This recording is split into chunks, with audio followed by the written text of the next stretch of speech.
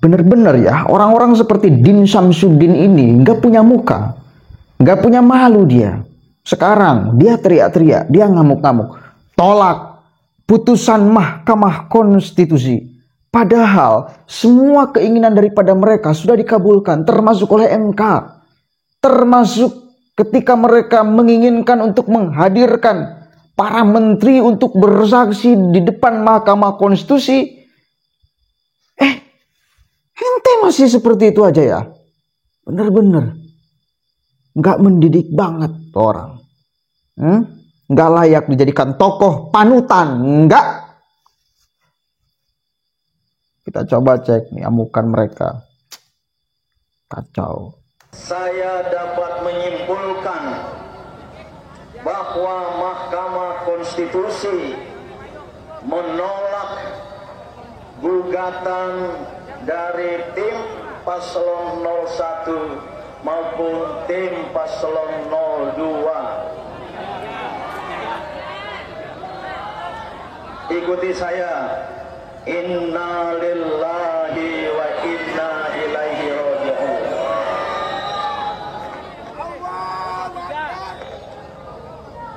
Oleh karena itu, sikap dan pandangan politik GPKR yang sudah sejak dulu bahwa GPKR, Gerakan Penegak Kedaulatan Rakyat, menolak secara kategoris keputusan Mahkamah Konstitusi tentang sengketa pemilu dan pilpres.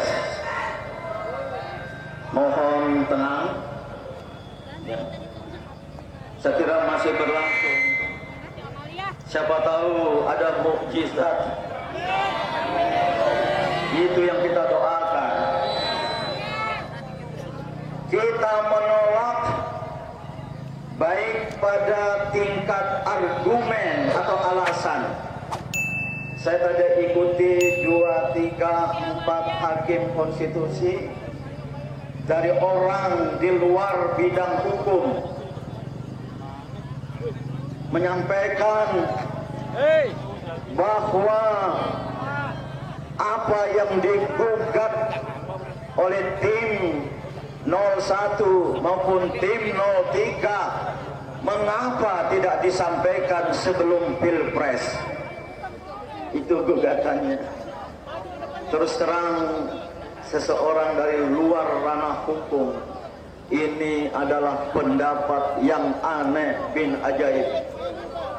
Adalah pendapat yang aneh tapi nyata. Kenapa harus menuntut tim 01, tim 03 menggugat sebelum pilpres? Bukankah fakta hukum itu dapat berbicara sendiri?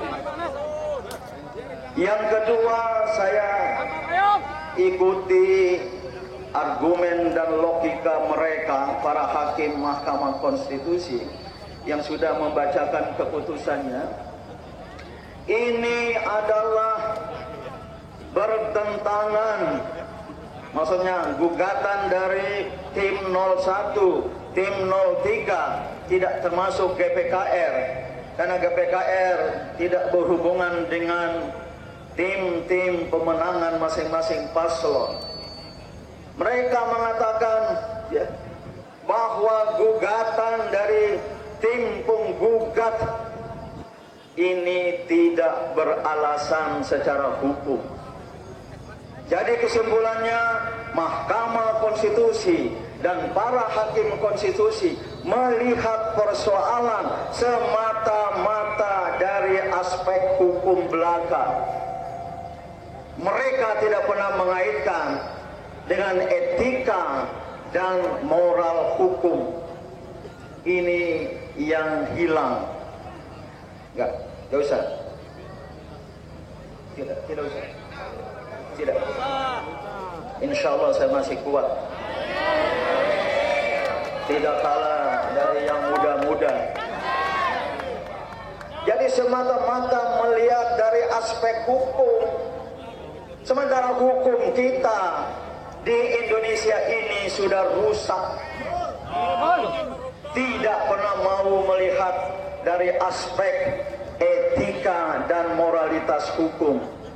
Bahkan ada seorang hakim, saya lupa namanya, menyebut gugatan dari 01, 03 itu berada pada ranah etika dan moral, tidak pada ranah hukum. Ini sebuah pikiran yang jahat. Kalau kehidupan hukum Indonesia, kehidupan politik Indonesia disamping dari agama, dari nilai-nilai etika dan moral, jadinya seperti yang akan mereka umumkan. Paling tidak catatan saya sebagai seorang yang bukan dari wilayah ilmu hukum. Oleh karena itu sekali lagi, poin pertama dari GPKR,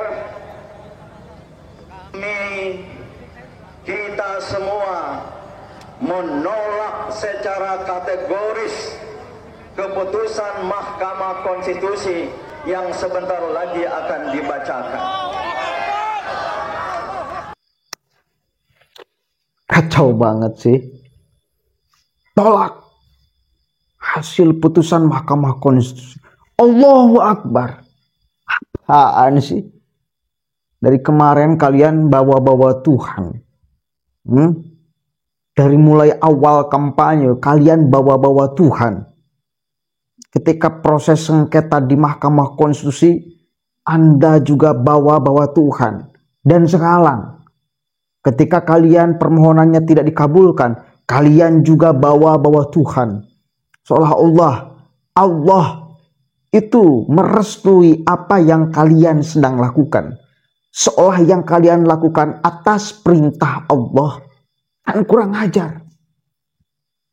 Maka ini salah satu bentuk dari jawaban Allah. Ya, takdir Allah ini. Ini takdir Allah. Nggak bisa kalian sangkal. Takdir Allah yang memenangkan Prabowo Gibran. Kalian kan dari kemarin menyeret semoga Allah memberikan takdirnya yang terbaik. Ya ini takdir Allah yang terbaik. Mau Anda kecam takdir Allah? Kurang ajar banget. Udah kalau kalah ya udah kalah aja. Dari kemarin kan kalian memprovokasi masyarakat. Gak ada masyarakat mayoritas nih yang tertarik narasi-narasi kalian tuh. Yang ada malah menertawakan. Apa kalian gak sadar? Masih gak sadar? Ya Rob. Masih gak sadar? Kekalahan kalian masih tidak disadari gitu? Merasa bahwa masih ada perjuangan-perjuangan lain. Apa yang kalian akan perjuangkan lagi? Apa? Revolusi? People power? Apa? Kekuatan rakyat? Rakyat mana yang di belakang kalian? Berapa biji? Berapa orang? Astagfirullahaladzim. Orang-orang seperti Din Samsudin yang paling berdosa bila ada masyarakat yang kenapa-napa tuh. Gara-gara urusan politik seolah-olah diseret paksa ke urusan agama. Dengan narasi-narasi yang selalu mereka sampaikan. Udah sadarlah. Lagian secara survei juga mengatakan, malam saya sudah tayangkan, Burhanuddin Muhtadi mengatakan, hasil riset, hasil survei, mayoritas pendukung Anies itu udah menerima kok fakta kekalahan mereka, fakta kekalahan jagoan mereka. Mayoritas, kecuali dari pemilih PKS tuh. Yang dari pemilih PKB udah menerima, yang dari pemilih Nasdem udah menerima. Kecuali itu kayak lagi, yang dari pemilih PKS yang belum menerima. Dari pendukung Ganjar juga sama, sudah banyak yang menerima fakta kekalahan mereka. Dan sudah banyak yang menerima fakta kemenangan 02, kecuali dari pendukung partai PDIP. Yang dari PPP udah menerima kok. Jadi udah masyarakat yang mayoritas itu udah menerima. Ente-ente aja yang ribet tuh. para elit politik. Kalian-kalian yang tidak dewasa itu. Kalian-kalian yang ternyata punya pikiran licik, picik, biadab, kerdil. Tidak punya jiwa ksatria tuh. Kalian-kalian. Orang-orang seperti Din Syamsuddin dan kawan-kawan tuh. Kalau dari PDIP, pendukung Ganjar, Hasto Kristianto dan kawan-kawan tuh. Itu tuh mereka-mereka yang tidak lebih dewasa daripada pendukungnya. Kacau ini namanya. Jangan terprovokasi ya. Udah terima. MK sudah memutuskan. Final ini. Udah terima. Ini fakta, bukan anomali. Assalamualaikum warahmatullahi wabarakatuh.